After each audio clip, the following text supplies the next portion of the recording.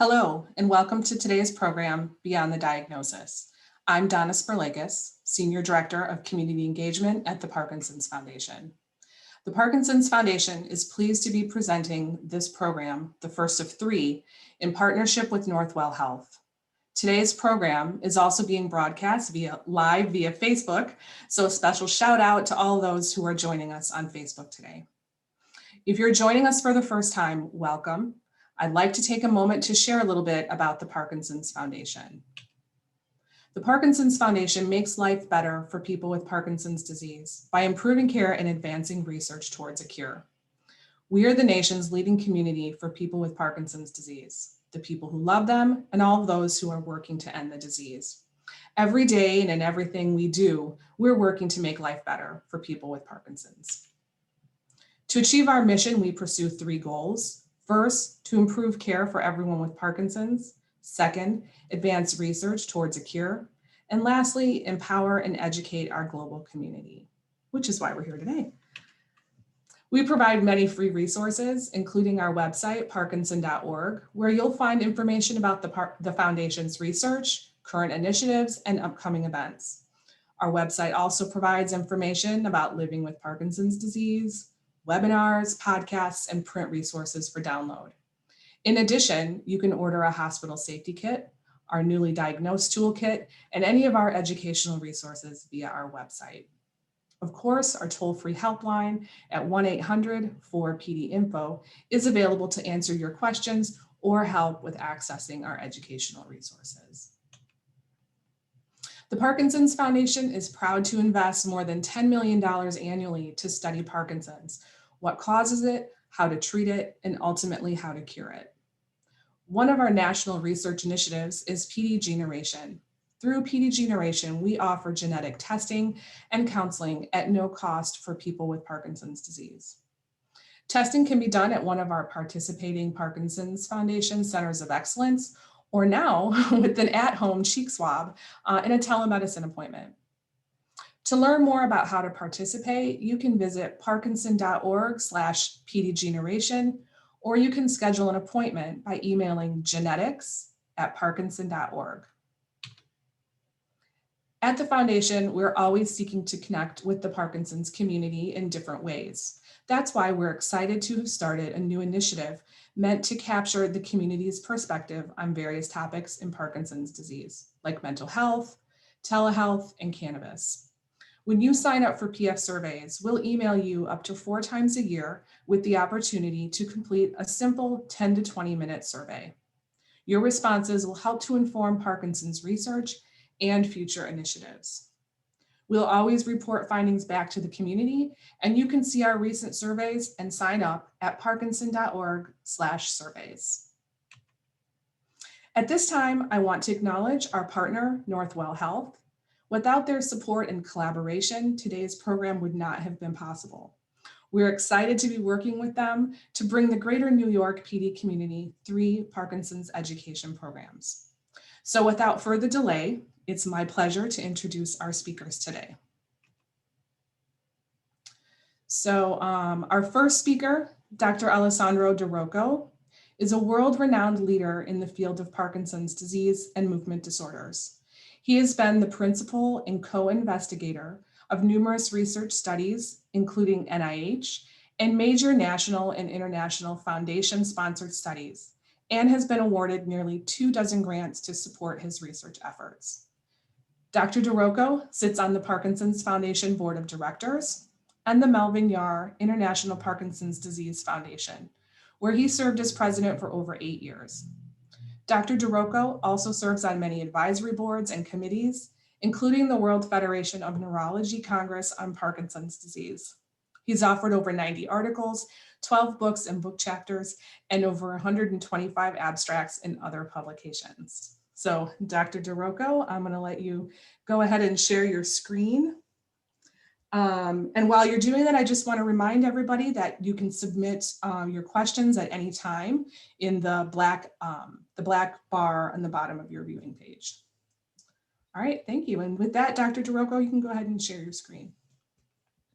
Thank you. And Thank you for the introduction, and thank you for the opportunity to be part of this initiative, which makes me very proud, both as a faculty and as a director of the Northwell Health Parkinson and Movement Disorder Program that is articulated through different institutions throughout New York, and as a board member of the Parkinson Foundation. Today's talk and today's meeting is titled Beyond the Diagnosis. And beyond the diagnosis is a definition that, of course, extends through the rest of the life of some person who has been told at one point that the diagnosis of Parkinson's disease has been confirmed. And this is, it's a complex journey. It's a complex journey and many times there are fewer sort of kind of holding steps throughout the different parts of this journey. My job, what I hope to achieve today, is to sort of kind of highlight certain general principles about the evolution of the disease and the treatment of the disease past this initial step, of diagnosis. So there are three key points that are relevant to understanding Parkinson and how it progresses and how it evolves. The first is that, unfortunately, it is progressive. It is progressive, meaning that over time, the symptoms will get worse, or new symptoms or new manifestation of the disease will arrive. Relevant to this is also the fact that the progression can be extremely variable. And there are people who have very slow progression and people who unfortunately have a more aggressive progression.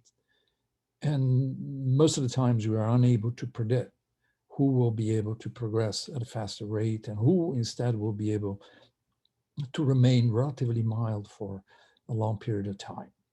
But certainly there are patients who 30 years into the diagnosis remain independent, and other people, unfortunately, after a number of years after diagnosis, are challenged with more severe manifestation of the disease. The other important aspects, the other key point, is that Parkinson's disease is extremely heterogeneous. Although, there are this kind of typical features of Parkinson, not two people with Parkinson are the same. Not two people with Parkinson will evolve in the same way. And this is true even for, I recently saw a patient whose brother has Parkinson's disease.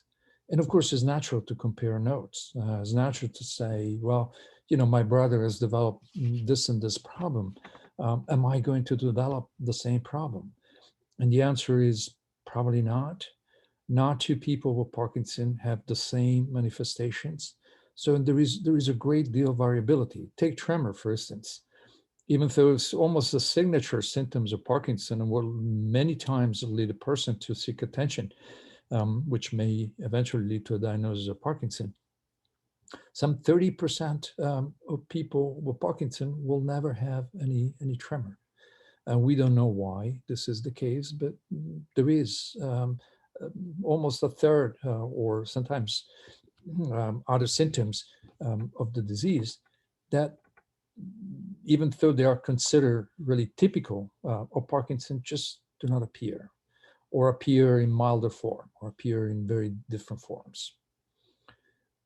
And this is true also when applied to response to medication. Some people respond in a very robust way, and other people respond less well to medication. Some people develop complications and other people don't. The third key elements in understanding the overall disease sort of progression and manifestation past the diagnosis is that even though Parkinson's disease is a movement disorder and the main manifestations affect the ease and the ability to move, non-motor manifestation of the disease are present virtually in everybody who has Parkinson. Sometimes those manifestations may be barely noticeable, like a mild constipation or a slight drop in blood pressure, which is not symptomatic, it's not recorded, doesn't really bother, doesn't translate in any dizziness, or a slight change in loss of smell, which again is not a perceived. But everybody who has Parkinson will have some other sort of manifestation of the so-called non-motor um, symptoms of the disease. We'll briefly review some of those. And again, for those of you in the audience who have Parkinson, I always make this sort of disclaimer when discussing the symptoms. Remember, not everybody will develop all the manifestation, or some of the manifestations may manifest in a very mild way or not at all. So this is those are the key point, and I'm going just to briefly review, some of the whole thinking about Parkinson. This is a beautiful graphic, but is sort of the way in which we are we were understanding Parkinson as just a disease defined by its difficulty in movement, or the tremor, bradykinesia, which means slowing of the movement, and a little stiffness and rigidity, and later on trouble walking, and balance problems. This is somewhat an updated way, and I realized that by showing some of these graphics, some people who have a diagnosis of Parkinson may look with a certain sense of dread. There are stages in Parkinson, and they're not like cancer stages. They're not like one evolution after the other. There's a way in which they're descriptive, and again, the stages define a progression of the disease from the mild stages, stage 1, when it's just on one side, to the advanced stages. Now, in this day and age, most people do not reach stage 4 and 5. And with proper treatment, our goal is to maintain the disease within sort of a manageable level of function. But I'm showing this sort of complex graphic just to define the fact that it's not just the classical changes in movement that define the disease, but also that there are some other phenomena like urinary function dysfunction, trouble with blood pressure, etc., that sometimes constipation that precede the onset of the motor, of the physical symptoms. And another part that is important to understand is that there are additional symptoms that really of which we became aware only after the introduction of medications.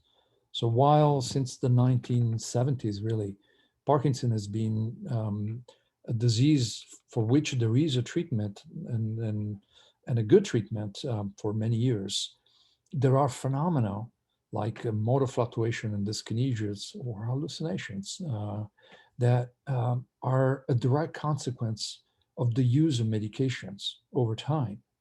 And those are really become part of the disease, but indeed they are not really an intrinsic, are part of the interaction between the disease itself and the medication. So as we talk about disease progression, of course, we talk about the changes in the motor function, but also changes in what we call non-motor function and the ones imposed by the medications. I'll highlight certain points, certain specific sort of changes.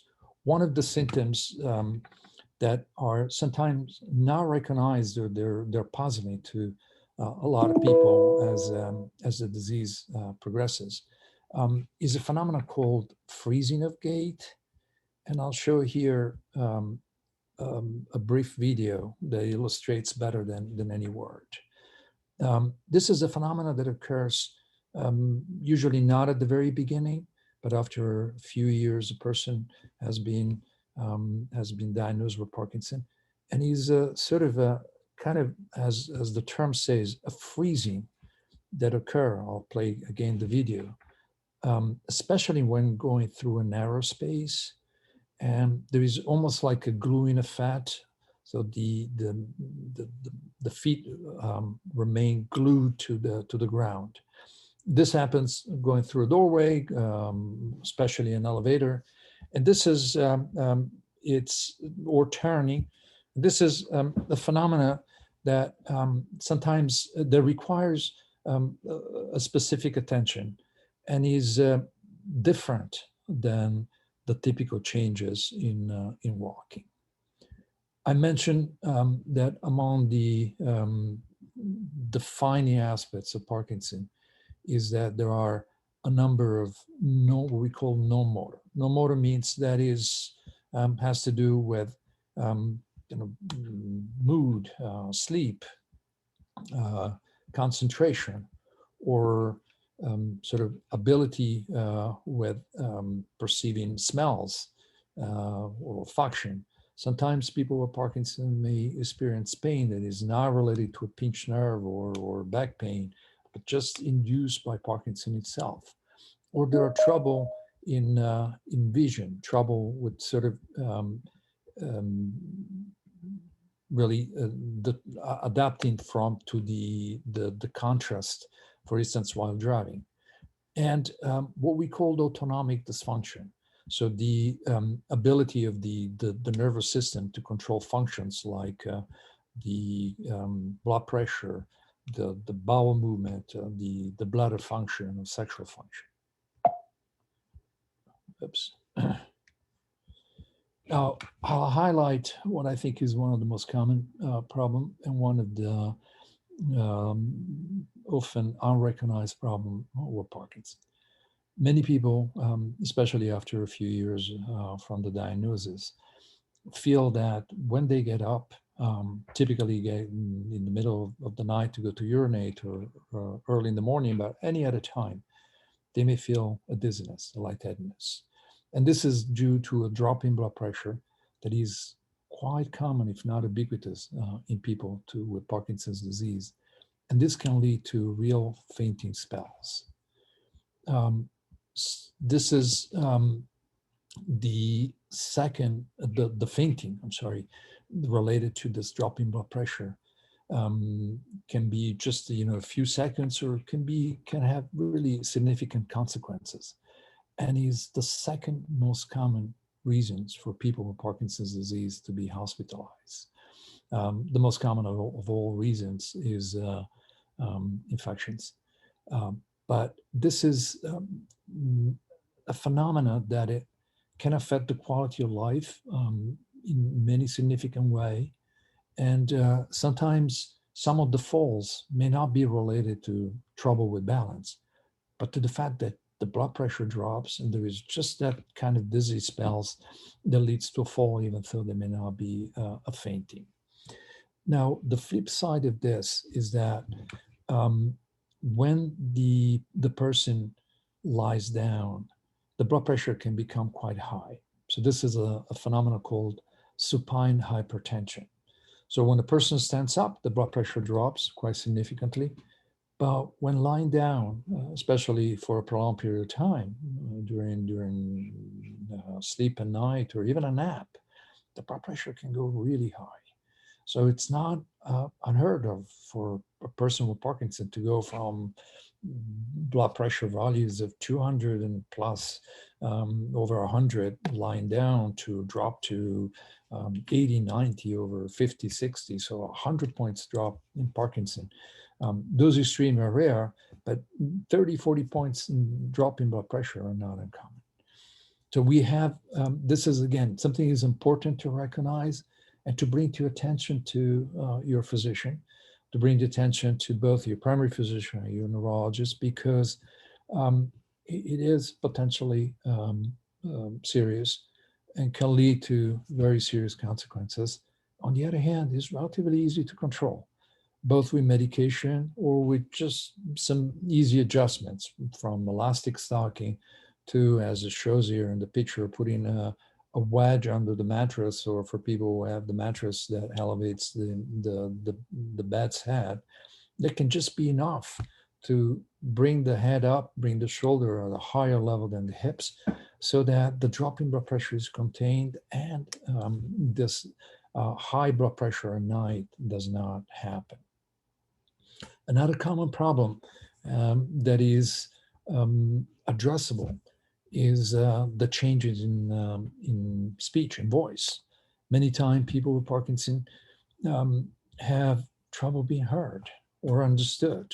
The voice becomes softer. Sometimes the articulation becomes a little blurred. And there is sometimes a phenomenon called tachyphemia, so kind of an acceleration of the wording. And there are techniques, and here I highlight two. On one hand, speech therapy, there is a specific modality of treatment called LSVT that helps people with Parkinson regain full control, full better control of the voice and the loudness of the output. But even sort of, as I'm showing, as I'm showing on the right side of the screen, singing and voice classes. This comes from a group in New Jersey, and it's a choir, and it has been shown that people who participate in this kind of singing activities have a dramatic improvement of speech. And when you improve speech, you improve swallowing, you improve ventilation of the lungs. Another common phenomena is that I'll highlight here, common questions that I have from my patients. A lot of patients say, well, my children or my family insists that I'm depressed, even though I don't feel sad, I'm just quieter and I just want to be left alone. And it's true, sometimes we all want to be left alone. Or this may be something, again, very common and under-recognized in Parkinson, and it's called apathy, and refers to decreased motivation, decreased desire to engage, decreased interest, even in activities that always elicited the passions, even though the person doesn't feel sad or helpless or really depressed. And it can be confused. On the outside, can look as depression, but it's not. And it is, again, important to recognize, A, to avoid the use of antidepressants in people who are not depressed, and B, because there are more specific treatment that can address it, including just being aware of that, including sort of behavioral interventions. But there are certain drugs that may improve the apathy. On the other hand, there may be real depression in Parkinson. And of course, having a chronic diagnosis in itself can be depressive, especially at the beginning. But most people overcome that initial sort of shock and sense of being overwhelmed and depressed by the time of the diagnosis. But later on, there can be an underlying depression. And when depression, and again, so it's important to differentiate depression from apathy. When the depression appears, it can worsen some of the underlying problems of Parkinson, including can worsen motor function, and more importantly, can lead to changes in intellectual function, in cognition, can lead to cognitive decline. And another sort of common complaints as the disease progresses is that people feel sharp, feel intellectually unchanged. They, remain active, reading books or participating in whatever intellectual world they belong to. But again, the family often thinks, oh, you're losing, you're not sharp, and concerned that my father, my mother, my spouse is developing dementia. And I use that word with in a very cautious way, Because what I like to make a point here is to differentiate between sort of subtle changes in intellectual performance from a real intellectual loss and decline, which is dementia, which is unfortunately can affect 30–40% of people with Parkinson's, but usually in the very advanced stages of the disease. Many times there are these little changes that occur. There are sort of little imperfections which do not mean that a person has lost the ability to um, think in a deep and quality way. So, for instance, there can be a little trouble multitasking, a little trouble, a little planning. This is something called executive function. There may be a little trouble with attention. The retrieval of certain words may be a little delayed, but that doesn't mean that the person is demented. To the contrary, it just means that those are phenomena, and again, are cognitive changes. And by the way, we all have moments when our cognition is imperfect. I always sort of think of myself after an overseas trip when we were before COVID doing more overseas trip. But I don't know if it happened to anyone in the audience, but you're jet lagged, or you, for whatever reason, you have a bad night's sleep, and then the next day your cognitive functions are not that sharp. And that's the way I make the difference between a change in cognition and a real loss of cognition. So being aware of this is important. And this is also important in the definition on how to handle that. I also want to highlight another phenomenon which is common and often not recognized as part of the symptoms of Parkinson, is that the sort of the ability to utilize visual informations to sort of really map the world. I'm showing there an example of a person with Parkinson who puts the cup just at the edge of the table, obviously in a risky and kind of vulnerable position for. But this is a common phenomena because the utilization of the space is often not perfect. So the way, even though the eyes can work properly, sometimes it can be a little double vision, which again can easily be addressed and correct. But also, I know sometimes driving, a person with Parkinson may have good driving skills, but somewhat find himself or herself shifting on a lane, or not being in the center of the lane, or when parking a little off. Those are subtle changes that often occur in Parkinson, and if addressed properly, can be possibly corrected. Regarding some of the changes that I mentioned before, there is really a wide opportunity, and this is a field that is growing dramatically now on cognitive training and cognitive rehabilitation. So this little difficulty that a person with Parkinson may have can be addressed through sort of kind of cognitive exercises. Sort of it can be computer-based or not. Now, the last few minutes I have are to highlight treatment. I mentioned some of the treatment as I was mentioning some of the complications and the no motor complications. And I'd just like to give highlights. Obviously, this is not the time on the forum to give specific and go over each and every medications, and there are dozens of medications for Parkinson. But to, again, highlight certain concepts and highlight the fact that there are sort of three kind of goals in the treatment of Parkinson. One is symptomatic treatment, so quality of life. If there is a trouble with the tremor, or using the hands are not moving properly, or if there is trouble with the balance and so on, then medications can be extremely helpful, and used intelligently can really transform the quality of life. I will address the fact that there are fluctuations in the kinesias as a consequence of the treatment with levodopa, the main drug used for Parkinson.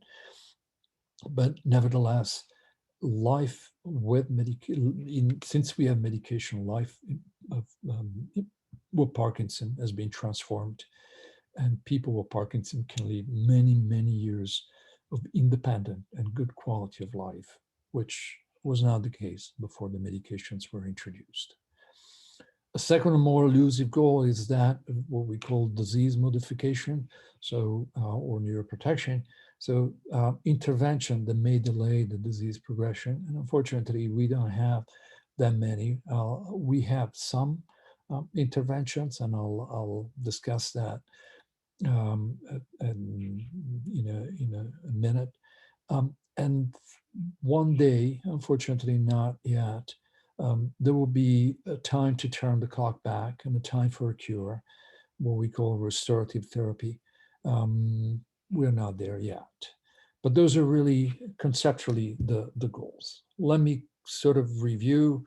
This diagram is maybe a little difficult to sort of dissect, but I'll just sort of highlight the fact that as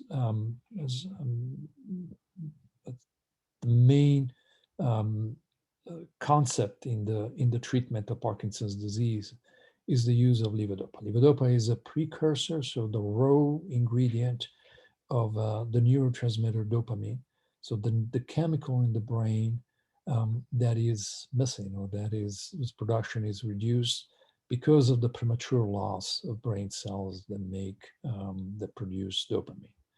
So as those cells prematurely die, and only a fraction of the specialized cells that produce dopamine remain, what we do is we bring those cells to increase the production by giving medications that give more of the raw material that makes the dopamine. This is what levodopa does. Many times it's compared to what insulin does to diabetes, and the fact that we treat people with diabetes with insulin, and the comparison is not too far. We also use a number of drugs that mimic the effect of dopamine, especially dopamine agonists. And those are drugs that have been around now for a number of years.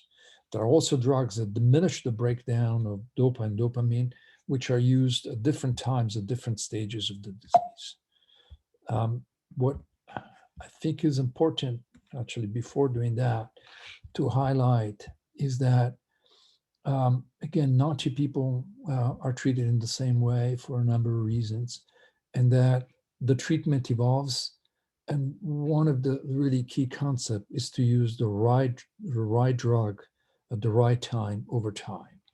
And there may be time in which a drug which was perfectly effective will stop working. And one common example of this is the phenomena called on-off endoskinesias. So early on, a single dose of levodopa, whether it's classical formulation or a different formulation, provides a reliable benefit, continued throughout the day.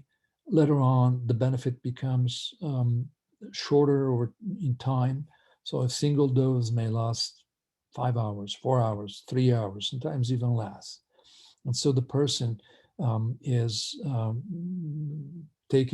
forced to take to have a control of the symptoms, is forced to take medication multiple times a day. And the flip side of this is that each individual dose, which before was perfectly able to control the symptoms, is now leading to an overcompensation. So there are sometimes involuntary movements called dyskinesias, and occasionally they can be quite severe.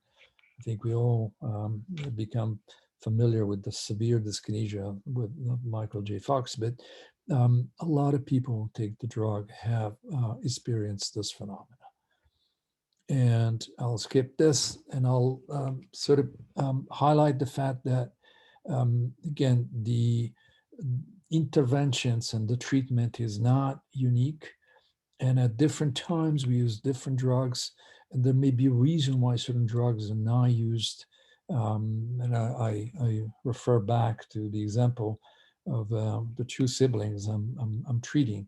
They're both my patients, and they have very different disease with very different sort of manifestation and very different response to the treatment. And so they're taking very um, uh, by and large different treatment. But this is true along the line. So there are general guidelines, and in general, we tend to use as little medication as possible to achieve control of the symptoms. We never over medicate.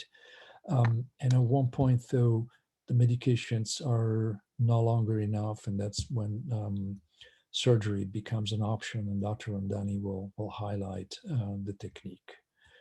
Um, I just briefly mentioned the fact that in the past few years, there have been a couple of years, there have been sort of different treatments to kind of bridge over this kind of fast relief of the off time. An inhaler of levodopa, which quickly gets to the brain, and a dopamine agonist, so a drug that mimics dopamine, sublingual, which quickly gets absorbed and again bridges over. But I like to highlight the fact that for the other goal, that of delaying the disease progression, not only, but also to maintain function, um, there has been in the past 15 years an enormous amount of scientific literatures and clinical observation that shows that physical medicine, whether it's exercise or physical therapy for people who are unable to do or need some help to do the physical exercise, has an enormous benefit, not only in the sense of well-being, not only in maintaining motor functions, improving balance, and so on, but in decreasing the rate of complication, decreasing memory decline, improving mood, and more importantly, in delaying disease progression. Data actually derived from studies from the Parkinson Foundations, which has the largest database tracking people over time, show that different kind of exercise, and there are as many as you can see in the slides, have a tremendous impact on the disease progression, to the point that the people who maintain a daily routine of exercise can delay disease progression for as much as 30% per year, which is an enormous benefit. And there are, again, different modalities of physical medicine in addition to the exercise that can be done, from physical therapy to occupational therapy, speech, cognitive, visual rehabilitation, etc. I conclude my speech, again, emphasizing the fact that while there are different treatments, different medical modalities of treatment, and different manifestation of the disease, if there is a constant and sort of a universal interventions that I think is worth mentioning, is exercise, no matter the kind of Parkinson, no matter the manifestation, no matter the stage of the disease. Rigorous exercise and daily exercise, a minimum 160 minutes a week, which is really not much, but the more, the better, has an enormous impact on the quality of life and the disease progression. Thank you. And Dr. Ramdhani, I think we'll now discuss the surgical options. All right, thank you so much, Dr. Di Rocco. That was great. And I'll just mention that a lot of the topics he covered, which is a lot today, we do presentations just on some of those things alone. So lots of good information. And we're going to definitely bring Dr. Di Rocco back after Dr. Ramdhani for Q&A. So you'll have an opportunity to ask him a few questions as well. So with that, it's my pleasure now to introduce our second speaker today, Dr. Ritesh Ramdhani. Dr. Ramdhani is a leader in his field, having dedicated his career to the evaluation and treatment of patients with Parkinson's and other movement disorders. Prior to joining Northwell Health, Dr. Ramdhani held leadership positions at several organizations and is actively involved in resident and student teaching, contributing to the development of tomorrow's physicians. Dr. Ramdhani's research interests include using motor sensor technology to better characterize Parkinson's motor symptoms and to subsequently develop computational frameworks to potentially predict medication and deep brain stimulation responses. Wow, it's a lot. Dr. Ramdhani, with that, I'll let you ask you to please go ahead and share your screen to begin your presentation. Okay. Thank you, Donna, and I'm elated and honored to be among everyone here today to discuss the horizon of surgical treatment for Parkinson's disease and sort of build upon what Dr. Di Rocco so eloquently laid out in terms of how we move forward in managing a very heterogeneous and complex condition. My goal today is to really give a panoramic view of the surgical treatments for Parkinson's, specifically deep brain stimulation, and touch upon one of the non-invasive approved procedures called focused ultrasound at the very end. So in order to tip the balance of treatment in favor of patients, um, Dr. Di Rocco outlined the medications, the importance of exercise in delaying progression.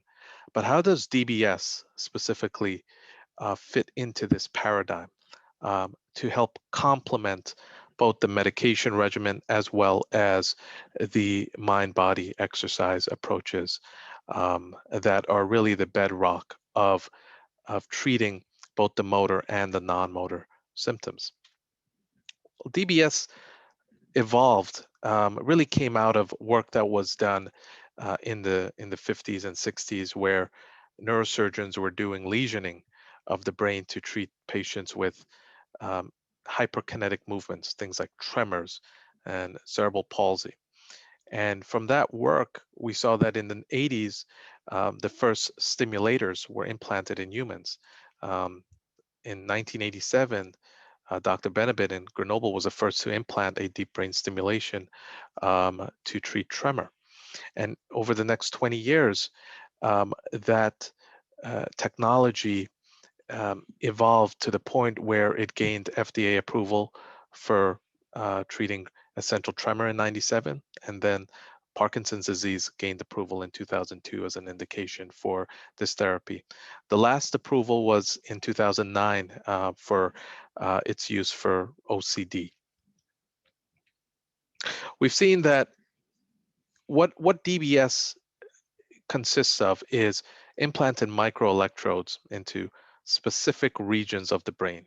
Um, in the motor basal ganglia, especially the globus pallidus and the subthalamic nuclei.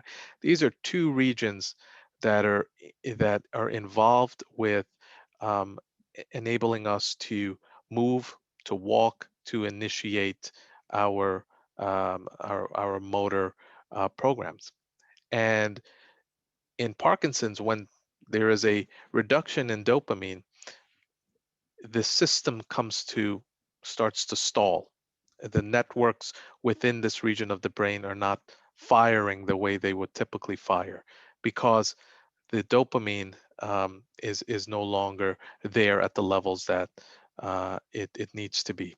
Um, and so what deep brain stimulation attempts to do is delivering small impulses of stimulation into these regions using a pulse generator that sits in the patient's chest. Um, if it looks like a pacemaker, um, if you were to look at the contours of an implanted generator, and that generator is attached to these microelectrodes in the brain through extension wire that runs under the skin. And this entire system is implanted by a functional neurosurgeon or a DBS neurosurgeon in the operating room. The cardinal symptoms that respond to DBS include tremor, which can respond uh, order of 80% or higher. Improvement in motor fluctuations and dyskinesias. These are the complications one can see with associated with levodopa and having the disease for a number of years. We could see substantial improvements in those motor complications, reductions in rigidity, as well as increased on time, those periods of the day where the medications are working with very little wearing off between the doses. And in the last important thing to keep in mind is that stimulation can allow for substantial medication reduction, especially if the nuclei that is implanted is the subthalamic nucleus, which is far and away the most prevalent substrate in the brain that's implanted for Parkinson's disease. The symptoms that really don't respond to stimulation are gait and speech problems, postural issues, and cognitive impairment. These are the symptoms that really don't have robust responses. And so one can think about deep brain stimulation as mirroring the effects of levodopa and enabling a more consistent daily response from both from the medications. And so the three primary indications for to consider someone for this therapy is severe tremor that is sort of resistant to medications, especially at higher doses, having motor fluctuations that require larger doses of levodopa and reduced on time, and severe dyskinesias, those sort of hyperkinetic, involuntary writhing movements that individuals can get after taking their levodopa medications. Now, a patient does not need to have all three of these to qualify for deep brain stimulation. Just one alone would be enough to have that discussion and to consider it as a therapeutic option. Now, there have been a number of randomized large-scale clinical trials looking at deep brain stimulation and comparing it to best medical therapy. And in this graphic here, as you could see, in the stimulation group compared to the medication group 6 months out from deep brain stimulation, there is significant improvement in mobility on the order of about 4 to 5 hours with reduction in dyskinesia. And there's improvement in sleep as well. As mentioned earlier, the stimulators is implanted by a functional neurosurgeon in the operating room. And what is and the approach usually is utilizing a frame, a stereotactic frame that serves as a compass for the surgeon to localize those small nuclei that um, uh, we spoke about earlier, and then um, um, threading the electrode under while using intraoperative imaging. And the reason intraoperative imaging is used is to enable the surgeon to determine the location of the lead and compare it to the planned um, um, trajectory that's calculated and determined from the preoperative MRI imaging. So this enables more accurate targeting, this intraoperative imaging. And as the lead approaches the nucleus of interest, neuronal sounds or firing patterns are utilized in order to sort of demarcate the boundaries of the nucleus to ensure that the lead has traversed enough of the intended target. Again, further improving and refining the placement of the electrode. Now, the reason that it's important to have a precision and accurate placement of the electrode is because a poorly implanted electrode, as demonstrated here in this graphic, the black diamonds are are electrodes that are not in the most optimal spot within the nucleus. These electrodes, when they're sort of revised and repositioned in the more in the area of the nucleus that was intended, there is significant improvement in the motor outcomes, as demonstrated in this study that was published a couple of years ago. A patient with a patients with poorly implanted electrodes had worse motor scores, and then after those electrodes were repositioned into the area of the nucleus, which we know can provide the greatest motor benefit, there was substantial um, reduction in their motor scores, indicating less slowness, less rigidity, less dyskinesias, and overall more mobility and improved quality of life. So what are the long-term outcomes of DBS, specifically subthalamic DBS, which is the nucleus that's implanted most commonly, uh, pretty much globally at this point? Well, we have outcome data that for more than a decade now, over a decade's worth of data on this issue. And what we see is that the magnitude of improvement remains robust, but it does decline over time. And that is a result of um, the disease continuing to progress. We don't have any data at this point that DBS impacts the underlying disease state with respect to um, um, modifying the rate of progression. Um, and so symptoms such as tremor and rigidity continue to be well controlled beyond 5 years with stimulation. Tremor is hardly an issue for many patients long term with deep brain stimulation. Bradykinesia, or the slowness of movements, we could start to see a reduction in the benefit over after 5 years.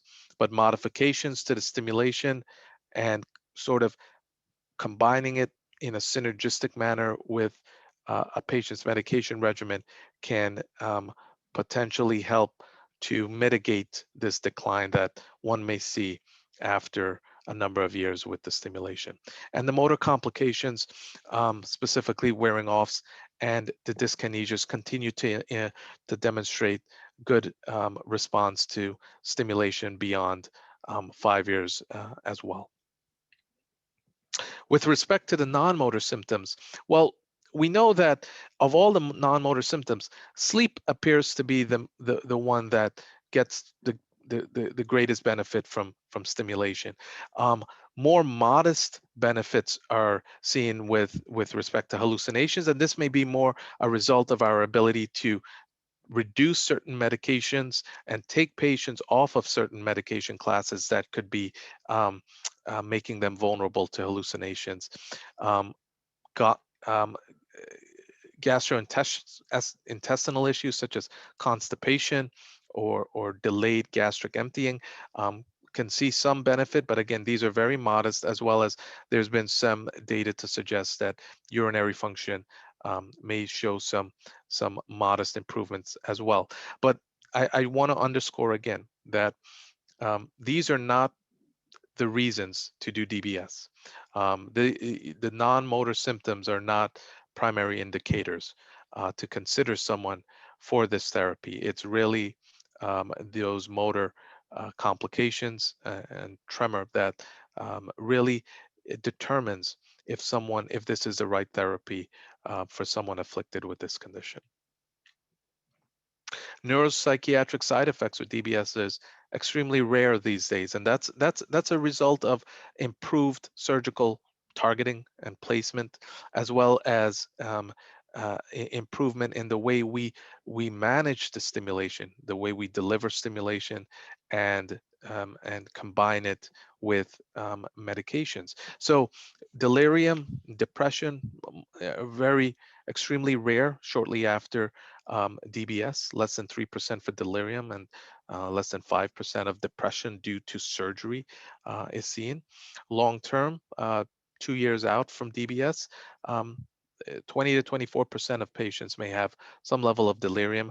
And what the evidence shows is that it's not related to the underlying stimulation, but more a result of progression of the disease as well as potential medication level and medication burden. Um, about 10 to 11% of patients with DBS may show some verbal fluency changes. This usually these changes are not clinically um, um, do not really have a clinical manifestation and are only picked up with very sophisticated speech analyses. However, there are a subset of patients that feel that their voice changes. It gets a bit softer, or they may have some fluency changes with stimulation. And what we have seen from a number of studies, that those who have some underlying speech issues may be at greater risk for that, but also the placement of the lead, the programming approaches may also contribute to some of these speech symptoms that individuals may experience post DBS. Um, and the incidence of dementia within 3 years of DBS is similar to medically treated patients. So there is really no evidence that we have that deep brain stimulation accelerates cognitive impairment, accelerates an individual's risk for developing dementia long term. We tend to think about DBS as um, in patients who have advanced um, symptoms, who have developed enormous amount of motor complications. Dyskinesias um, have really acquired a large amount of medication burden in order to manage the motor and the non-motor symptoms. What would happen if we implanted a group of patients who were not that far advanced into their disease? Well, that question was addressed in the early STIM trial that was done in 2013, in which patients who had an average disease duration of about 7 years were implanted with deep brain stimulation. And when compared to the group that was not implanted, there was significant improvement in the quality of life metrics over the course of 2 years. And in the last few years, they've gone back to this group to look at how they've been doing in terms of their gait and some of their other mobility symptoms. And what we've noticed from these sort of secondary analysis from this early stimulation trial is that those who had stimulation compared to those who did not have stimulation appear to have less to develop less gait and freezing of gait issues over the subsequent 2 years. This is encouraging data, but still needs a lot more investigation to determine whether there is really a significant impact of stimulation early on in terms of potentially delaying or impressioning the development of some of these motor symptoms. But this work is encouraging at this time. We've seen in the last 7 to 8 years a vast evolution in technology within um, deep brain stimulation. We've traditionally used leads that had 4 contacts on them, and these contacts are where the stimulation emanates from, and they're at the tip of the electrode. The entire electrode is not delivering stimulation. It's a small 7.5 to 10 millimeter um, area of the at the tip of the electrode that really delivers a stim. And the way we were able to deliver stim with the conventional electrodes was in a circular manner. You could sort of see these concentric and elliptical fields created with the contacts. Now this worked fine for a number of years. But as you could see with fields like this, one could potentially encroach upon regions um, of the brain outside of the target nucleus. Even if the lead was perfect, we could still see potential for encroachment of the stimulation, cause side effects, and maybe even um, limit the full motor benefit that individuals could get. Over the last few years, we've seen new leads come to market, ones that have um, 8 contacts, and ones have directionality that allows us to now really create fields that are very tailored to to the nucleus and and takes into consideration the location of the electrode, so that it minimizes and limits um, the ability to have that stimulation spread to regions that we don't want it to spread to. So this has been a wonderful advancement in deep brain stimulation technology, and it gives patients and their physicians a greater chance to hit and to stimulate the areas that we want to stimulate and avoid the areas that we know can cause stimulation related side effects. These are not permanent side effects because once you adjust the stimulation, those side effects immediately go away. So they're transitory. Um, but again, they could certainly impact the quality of the response that an individual can get from deep brain stimulation. The field is marching towards a system that will eventually be called an adaptive deep brain stimulation system, in which you won't need a physician to program the stimulator using an external device. The system would sort of know when to stimulate the region of the brain on its own using AI and machine learning. And in order to do that, leads that would one would need leads that would be able to sense um, brain activity and feed it to a algorithm that would associate those brain activities with Parkinsonian symptoms. And it's that algorithm that would then modify and adjust the parameters automatically. Now, we're closer to this than we've ever been before, because now in the last 6 months or so, we've seen the FDA approve a new sensing lead that actually they approved it just a couple of weeks ago. And we've seen the advent of brain sense technology that now allows us to sort of be able to see where in the nucleus that we've implanted, where the brain activity that's associated with certain Parkinsonian symptoms, such as tremor, such as slowness and rigidity, is located, and steer the current in that direction. So no longer are we just doing this by trial and error. We have now objective, real-time data that is guiding us. And so this is a real important advancement that could have significant benefits for patients down the line. Again, all of these technological advancements have been wonderful in terms of giving us and expanding our armamentarium in delivering a therapy that has significant motor benefits, but we don't know as yet how much benefit all of these technological advancements will have long term. Um, and whether these new technologies can help those with with with with the symptoms that we know DBS has not been good at addressing in the past, such as speech, gait, postural issues, and balance problems. Um, the jury is still out on this, but there's a lot of very good research that's going on that looks very promising in those arenas as well. Um, the COVID pandemic led to the emergence of telemedicine.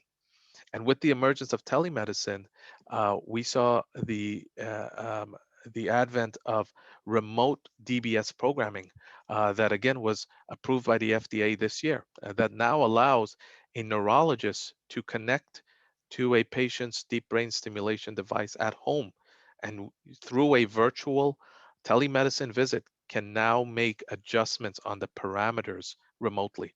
um, and so this again increases our ability to really deliver stimulation and to manage patients in a much more robust and meaningful way, um, as well. So the things to consider with in those who are um, going for deep brain stimulation are the following. Age is important, even though there is no age limit to to uh, for deep brain stimulation. Um, Age and disease duration need to be taken into consideration, because it speaks to the underlying symptomatology and how much of those symptoms have accumulated burden and medication a burden over time.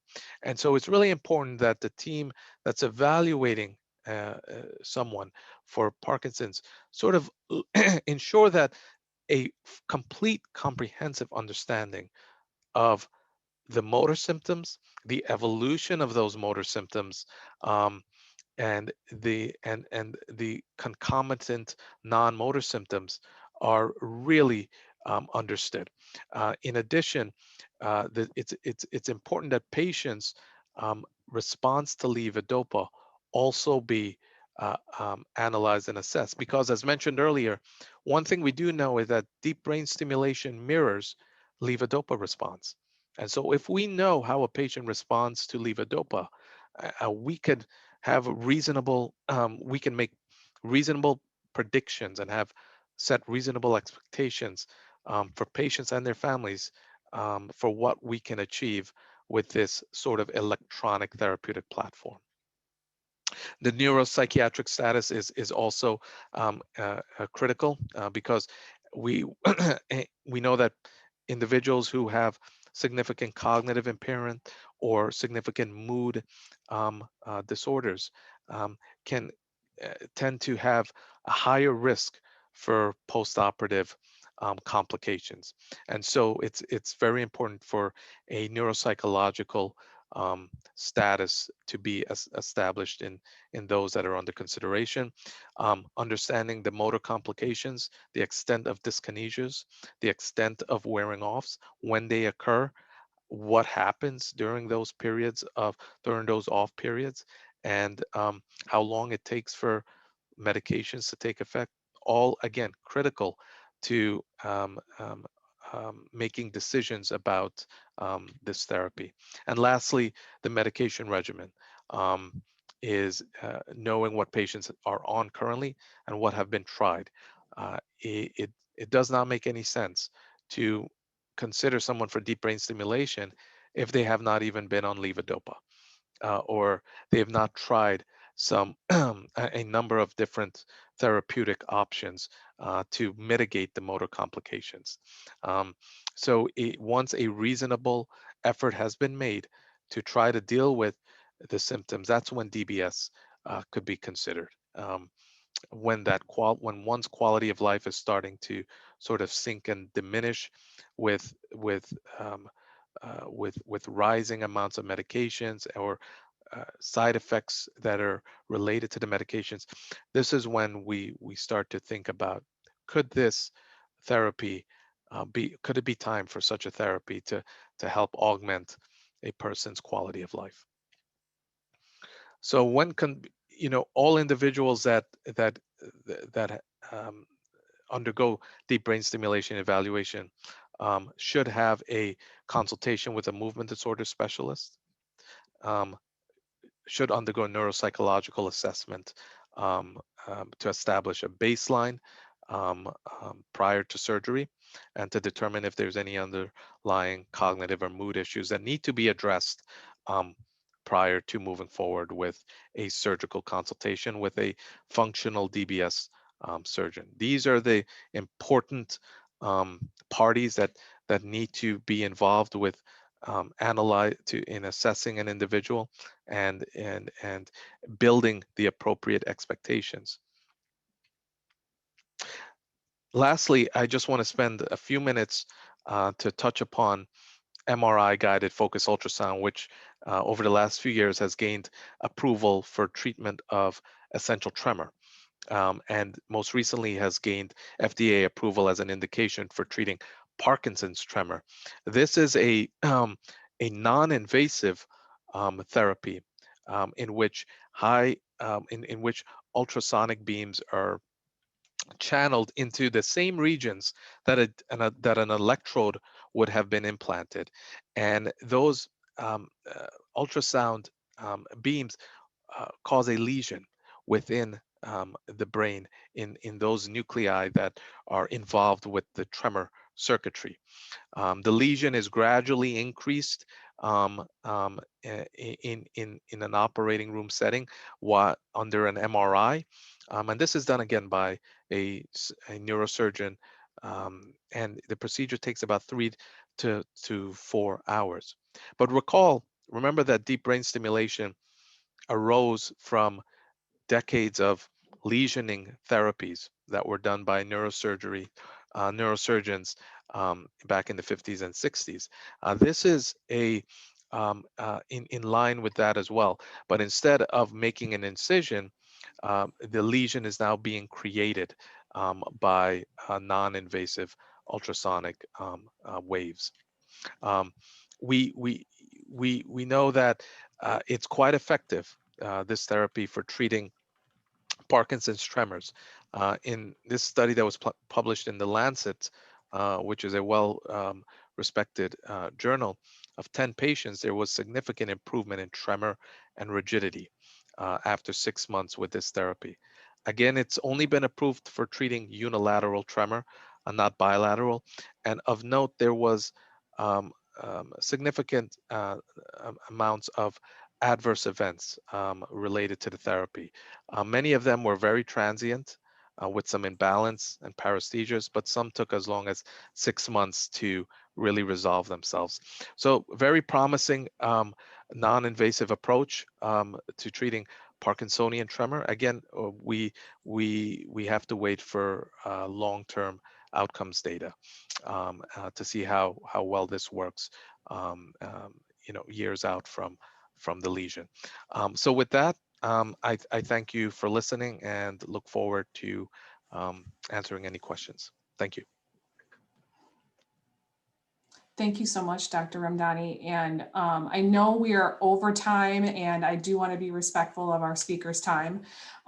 So I'm going to try and get a couple of questions in here real quick. And anything we don't get answered, we'll put together a question document that we can email out to participants afterwards, if that's helpful.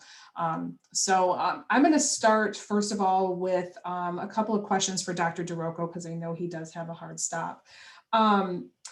Let's see. Where should I start? You spoke, we had actually quite a few questions about stages, the stages of Parkinson's, Dr. Di Rocco. And would you mind clarifying for us? You had mentioned that patients not making it to stage 4 and 5. Can you just clarify what you meant by that? Was that because treatments and protocols and those kinds of things are so much more effective now? Yes. So let me sort of review the concept of stages. For a progressive disease, as it was described, and actually the stages were described in the 1960s before actually the introduction of levodopa. And stage 1 is when the disease first appears. So the symptoms are just on one side typically, and they're very mild. Stage 2, when the disease progresses and both sides are affected, although the initial sides remains more affected.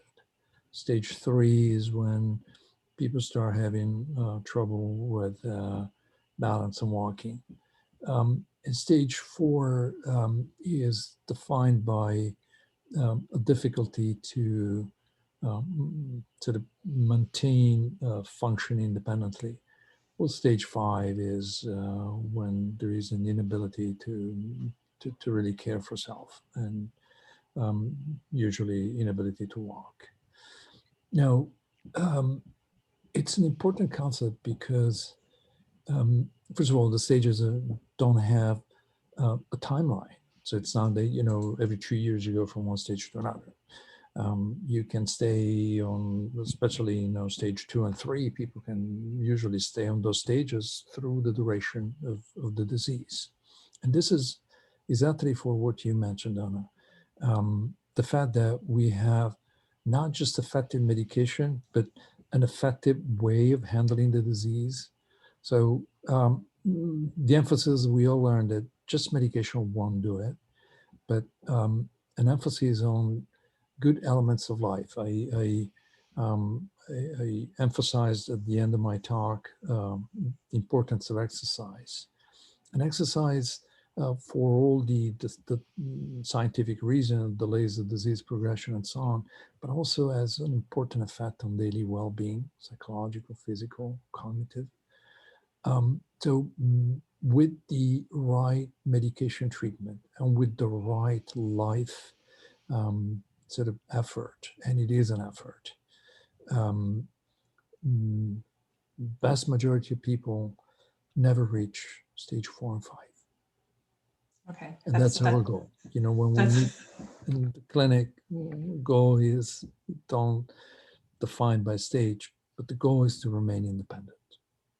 That's great. And that's much more hopeful than I think hearing that, you don't make it to 4 and 5. So that's And it's so reminiscent of cancer, when it stays stage, that what everybody thinks. Yeah. But that's not the sort of the way this was developed. Right. All right. Do I need to let you go? Unfortunately, I'm sorry. I have. All right. Thank you so much for your time today. Thank you. Thank you for having me, and thank you, everybody. Bye-bye. All right. Thank you. Dr. Ramdhani, do you have a couple minutes? Sure. Thank you. So I think a good question at this point for you is DBS a good option for a young onset patient? I think, again, it will depend on what their symptoms are and how their symptoms are responding to treatment. I think that following a diagnosis, DBS should not be the first thing that someone thinks about. It really should be about working with your movement disorder specialist to create a good regimen that will work for you, that will sustain you long term. I think that when that benefit starts to wane and one feels that their quality of life is negatively impacted, and they cannot work, they cannot do the activities that they want to do independently, or in a manner that they feel meaningful. I think that's when one should consider deep brain stimulation. But always important to first start with the medications, with the exercising, and then we could then consider deep brain stimulation. But I think that, by convention, we always think about it. We wait until the very far reaches of symptomatology has emerged before we think about deep brain stimulation. But I think that with the kind of studies that we're seeing, the kind of advancement in technology, that paradigm is maybe shifting, and it's not a matter of when, more so as a matter of of of of can it improve my quality of life, can it make me more independent, and not so much as, okay, this is a last resort type of option. I think that's the best way I would advise anyone to think about this therapy. And I think that's a good point that you make, because I think there's still a lot of doctors out there who are hesitant, with patients to advise on DBS if they are not as far along. And so I guess I'm curious, like, how would you recommend that somebody approach that conversation with their physician? Well, I would, in my experience, the patients that we have advised to get DBS very early into their disease state have been those with really severe tremor that could not be controlled with high doses of medications. Um, Though that's really the circumstances that I've been involved with treating and delivering deep brain stimulation for some, for an individual Yeah. that's pretty early into their disease course. I think for the vast majority, um, very few will get DBS within 5 years. But I think once those motor fluctuations begin to happen, and the medication amounts are starting to rise. Um, and if those motor fluctuations continue to be an issue, that's when it's appropriate to start to have the conversation with your doctor about deep brain stimulation, to start to learn about it. Mhm. I think education is important, and getting the good quality information about the therapy is important, because it may be something down the line. But I would advise that once fluctuations and dyskinesias may be emerging, that's when that's a good time to start to have that conversation with your physician. Yeah. Okay. Do you have time for one more? Sure. I'm pushing it, I know. It's okay. This question came from our Facebook audience, and they were wondering, their neurologist kind of keeps bringing up DBS with them. And they're concerned about issues that affect their quality of life.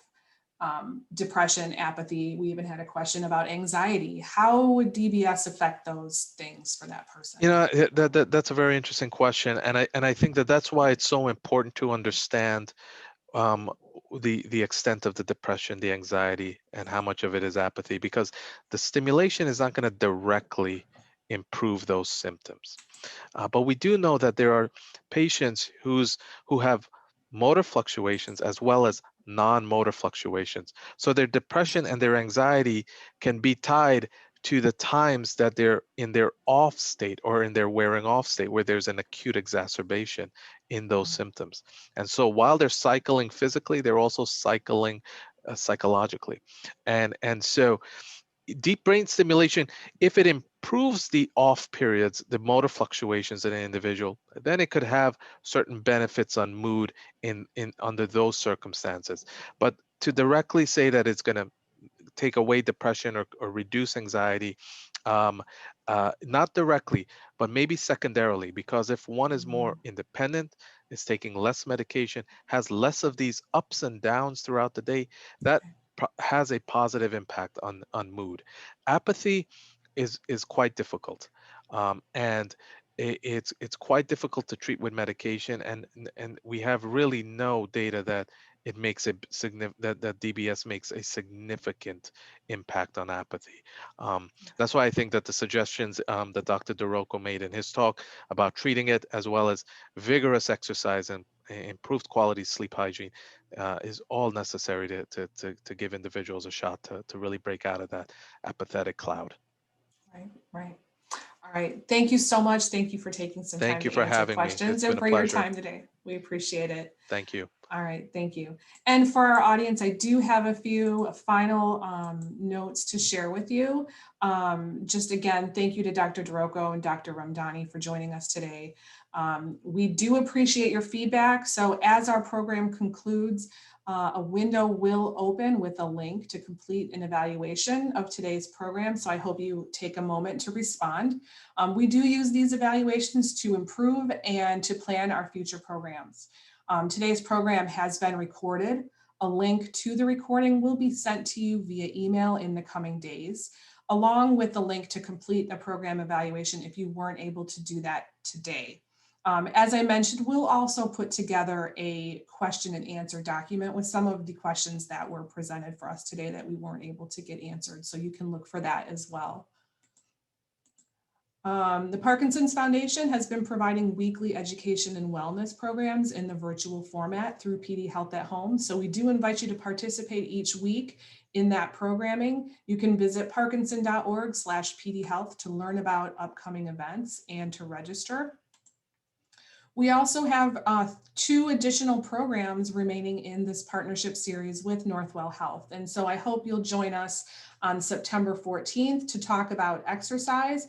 And then again on November 9th, where we'll be covering nutrition in Parkinson's. So I invite you to check our event page at parkinson.org/event in the coming weeks, where we'll have more information on that. And if you registered for today's program, you'll also get a personal invitation to attend that.